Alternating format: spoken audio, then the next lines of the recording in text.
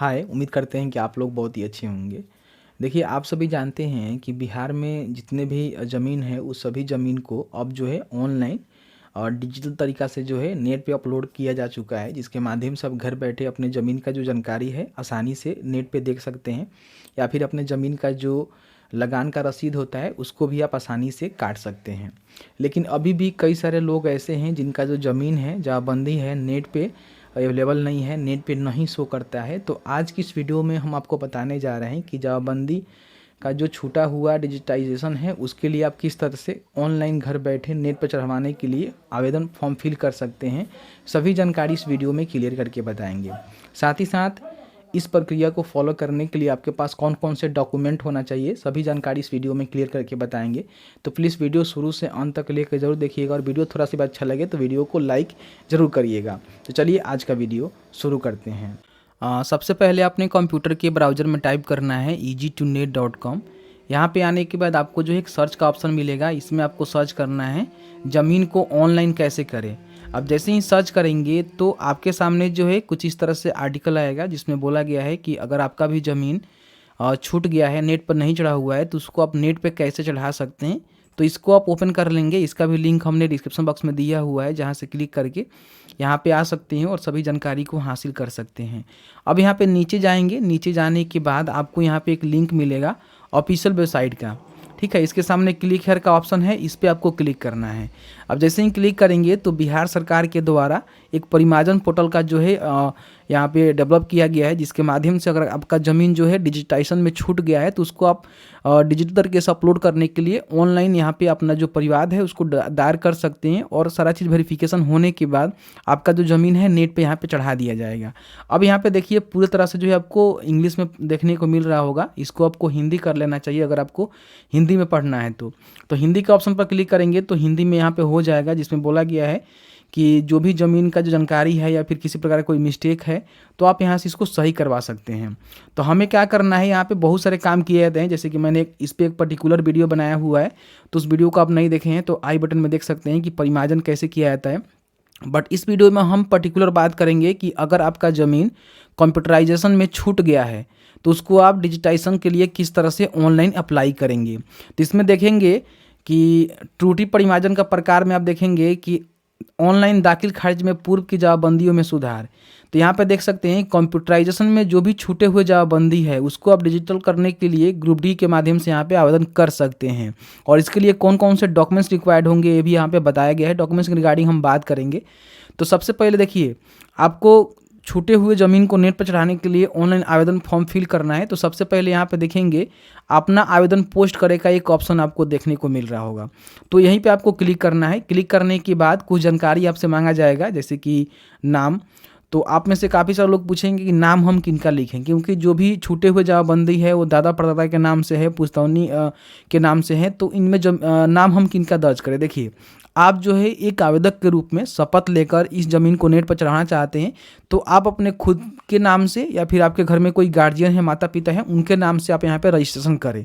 तो उनका नाम यहाँ पे लिखेंगे, उनका मेल आईडी, यहाँ पे एक मोबाइल नंबर देंगे और सेंड ओटीपी के ऑप्शन पर क्लिक करेंगे तो इस पर एक ओटीपी जाएगा, जिस ओटीपी को आपको यहाँ पे डालना है और उसके बाद वेरीफाई के ऑप्शन पे आपको क्लिक करना है। तो यहाँ पे देखिए ओटीपी वेरीफाई करने के बाद अब जो है अपना पूरा यहाँ पे एड्रेस लिखना होगा। जो भी आवेदक है अपने ज़मीन को नेट पर चढ़ाना चाहता है, जैसे कि आप जिनका भी नाम लिखे हुए हैं उनके नाम से यहाँ पे उनका जो भी यहाँ पे पूरा एड्रेस है, जैसे कि गाँव, पोस्ट, थाना, पूरा यहाँ पे आपको फिल करना है।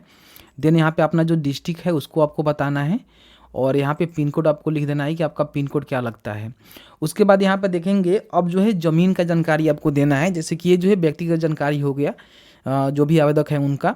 अब आपका ज़मीन कहाँ है वो आपको यहाँ पे डिटेल्स भरना होगा। जैसे कि क्या होता है, कई लोगों का ज़मीन जो है मान लीजिए किसी दूसरे स्टेट में या किसी दूसरे ज़िला में रहता है और किसी दूसरे ज़िला के निवासी होते हैं या फिर दूसरे किसी मौजा में रहता है, तो उसमें ये मतलब ऑप्शन दिया जाता है।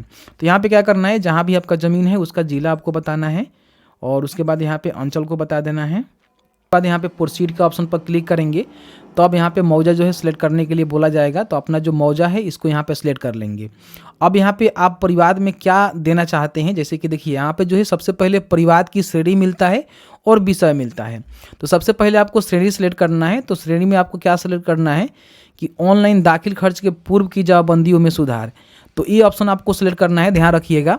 और परिवार का विषय में आपको सिलेक्ट करना है कि यहाँ पे देख सकते हैं कंप्यूटराइजेशन हेतु छूटे हुए जवाबबंदी का डिजिटाइजेशन, यानी कि आपका जो ज़मीन है कंप्यूटराइज जब हुआ था उस समय छूट गया है, उसको आप डिजिटल तरीके से ले जाना चाहते हैं तो आप इसको सेलेक्ट करेंगे। तो ये दो चीज़ों को ध्यान रखिएगा, इसमें से पहला वाला और इसमें से सबसे लास्ट वाला जो डी वाला है ना, कंप्यूटराइजेशन हेतु छूटे हुए जवाबबंदी का डिजिटाइजेशन, इसको आपको सिलेक्ट करना है।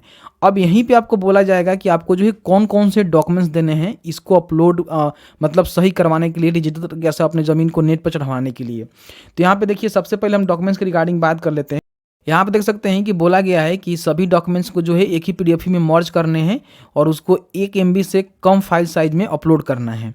यहाँ पे देख सकते हैं कि सबसे पहले विहित प्रपत्र में ऑनलाइन पत्र, अभी इसको हम डाउनलोड करना बताएंगे। दाखिल खारिज याचिका में पारित आदेश की प्रति, यानी कि जो भी आपका दाखिल खर्च आपने करवाया होगा तो उसका याचिका के जो पारित आदेश की प्रति होता है उसको आप लगा सकते हैं। शुद्धिकरण पत्र की स्वयं अभिप्रमाणित छाया प्रति आपको देना होगा, यानी कि जो भी आपका करेक्शन स्लिप होता है दाखिल खर्च होने के बाद जो भी आपको करेक्शन स्लिप दिया जाता है वो भी आपको यहाँ पे देना पड़ेगा। भू लगान का जो है रसीद आपको देना होगा जिस पे आप सेल्फ अटेस्टेड करके देंगे। और रिविजनल या फिर कैडस्ट्रल सर्वे खतियान की जो स्वयं अभिप्रमाणित छाया प्रति होता है वो आपको देना होगा। और विहित पत्र में आपको स्वयं घोषणा देना होगा। तो दो चीज़ आप तो यहीं से डाउनलोड कर सकते हैं, जैसे कि यहाँ पे स्वयं घोषणा आप देख रहे होंगे और यहाँ पे आवेदन पत्र। तो इसको डाउनलोड करने के लिए आप ऊपर ही आएंगे, तो इसको डाउनलोड करने के लिए फिर से जो है ऑफिशियल पोर्टल पे ही आपको जाना होगा। यहाँ पे एप्लीकेशन का जो है फॉर्मेट आपको मिलेगा। तो यहाँ पे देख सकते हैं डिजिटाइल जवाबबंदी में रैयत के नाम संबंधित त्रुटियों के सुधार हेतु आवेदन पत्र, ठीक है। और कंप्यूटराइजेशन के दौरान छूटे हुए जवाबबंदी का डिजिटाइजेशन हेतु आवेदन पत्र ही आपको डाउनलोड करना है। तो यहाँ पे 4 नंबर जो आपको एप्लीकेशन मिल रहा है ना, इसको यहाँ पे डाउनलोड करना होगा और डाउनलोड करने के बाद इसको भरना होगा। जैसे कि देखिए यहाँ पे क्या क्या भरना है आपको बता देते हैं। सबसे पहले आपका अंचल अधिकारी, यानी कि आपका अंचल कहाँ पड़ता है उसका आपको नाम यहाँ पे लिखना है। देन यहाँ पे अपना जो है रसीद का वर्ष, यानी कि जब आपका रसीद निर्गत हुआ है उस वर्ष को आपको यहाँ पे मेंशन करना है। उसके बाद मौजा नंबर, थाना नंबर, जवाबबंदी number, volume number, page number, जवाबबंदी रैयत का नाम यहाँ पे आपको लिखना है। पूरा पता आपको यहाँ पे लिखना है, जिनके भी नाम से जवाबबंदी है उनका ही नाम यहाँ पे भरना है। उसके बाद यहाँ पे मोबाइल नंबर लिखना है और उसके बाद खाता खेसरा और कितना आपका ज़मीन है वो आपको बताना है। तो टोटल आपका अलग अलग मान लीजिए खाता खेसरा नंबर होगा तो आप अलग अलग यहाँ पे लिख सकते हैं। और आप यहाँ पे डेसिमल में लिखेंगे, आप चाहें तो यहाँ पे धूर और कट्ठा में भी बता सकते हैं, लेकिन डेसिमल में ही बता दीजिएगा। 3.719 जो है 1 डिसमिल में यहाँ पे होता है। आप सभी एक कट्ठा में 3.719 यहाँ पे डेसिमल होता है, जैसे कि आप सभी जानते हैं। तो उसके हिसाब से आप कैलकुलेशन करके निकाल सकते हैं। जैसे कि सपोज करिए आपका ज़मीन जो है 2 कट्ठा है, ठीक है। तो 1 कट्ठा में मैंने बोला कि 3.719 डेसिमल होता है। तो क्या करेंगे, इसमें 2 से गुणा करेंगे 3.719, तो आपका जो है 2 कट्ठा का यहाँ पे निकल जाएगा, ठीक है। तो इस तरह से आप निकाल कर यहाँ पे लिखेंगे। और उसके बाद यहाँ पे आवेदक जो भी मतलब ज़मीन अपने नेट पे चढ़वाने जा रहा है वो आवेदक यहाँ पे सिग्नेचर करेगा। अब यहाँ पे मैंने आपको बताया कि इसमें कौन कौन से डॉक्यूमेंट्स देने हैं। सभी डॉक्यूमेंट्स का जो यहाँ पे आपको फिर से रिकॉल करवाया जा रहा है कि ये डॉक्यूमेंट्स आपको देना होगा। अब सपोज करिए कि आपके पास कोई डॉक्यूमेंट्स नहीं है तो आप उसको छोड़ सकते हैं, लेकिन विहित प्रपत्र में आवेदन पत्र और आपको विहित प्रपत्र में घोषणा पत्र और साथ ही साथ रसीद तो कम से कम आपको देना पड़ेगा। ये डॉक्यूमेंट्स यहाँ पे मैंडेटरी है। 3 डॉक्यूमेंट्स आपको किसी हालत में देना पड़ेगा, क्योंकि ज़मीन का जो भी दस्तावेज वगैरह अगर होता है वो अगर है तो लगा सकते हैं, नहीं है तो रसीद ही आप लगाइएगा। बाकी अगर आपके पास ये ज़मीन का जो शुद्धिकरण पत्र होता है और दाखिल खर्च के पारित आदेश का प्रति होता है वो है तो आप लगा सकते हैं, मच बेटर है। उसके बाद यहाँ पे एक और फॉर्म आपको डाउनलोड करना पड़ेगा जो कि यहीं पे मिलेगा फॉर्मेट वाला में।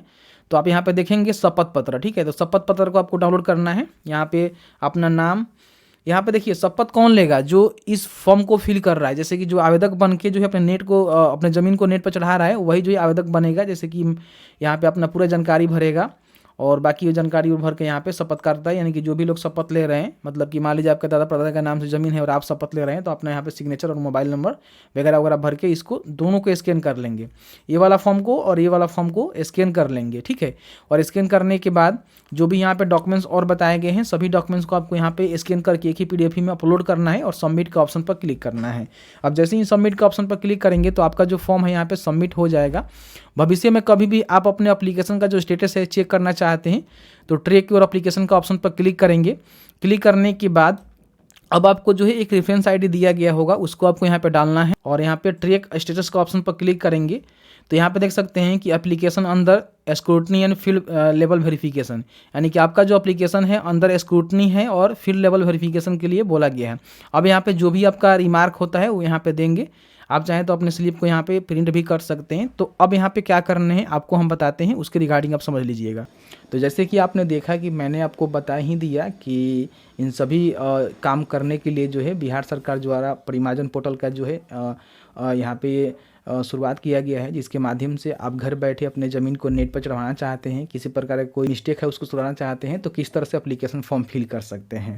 एप्लीकेशन फॉर्म फिल करने के बाद आपको जो है अपने ज़मीन का जो भी जानकारी के लिए आपने आवेदन फॉर्म फिल किया हुआ है तो आपको जो है एक रिसिप्ट मिला होगा, उस रिसिप्ट का प्रिंट आउट और साथ ही आपने जो भी डॉक्यूमेंट्स यहाँ पे अपलोड किया हुआ है उस डॉक्यूमेंट्स का प्रिंट आउट लेकर सेल्फ अटेस्टेड करके अपने जो हल्का कर्मचारी होते हैं उनके पास ले जाकर जमा करना होगा। हल्का कर्मचारी इसको वेरीफाई करेंगे सभी चीज़ सही होने के बाद और उसके बाद फॉरवर्डिंग करेंगे सीआई के पास, सीआई वेरीफाई करेंगे, देन फॉरवर्डिंग होगा सीओ के पास और आपका जो एप्लीकेशन फॉर्म है यहाँ पे अप्रूव कर दिया जाएगा। उसके बाद आपका जो ज़मीन है नेट पे चढ़ा दिया जाएगा, जिसके माध्यम से आप घर बैठे अपने ज़मीन का जानकारी भी देख सकते हैं और साथ ही साथ रसीद भी काट सकते हैं। तो ये जो है प्रॉपर तरीका होता है कि जिनका भी कंप्यूटराइजेशन में छूटा हुआ जमाबंदी है उसको डिजिटाइजेशन करने के लिए। तो बस आज की इस वीडियो में इतना ही। वीडियो अच्छा लगा है तो वीडियो को लाइक करिए और आपके मन में किसी प्रकार का कोई भी सवाल होगा तो आप हमें कमेंट सेक्शन में कमेंट करके पूछ सकते हैं।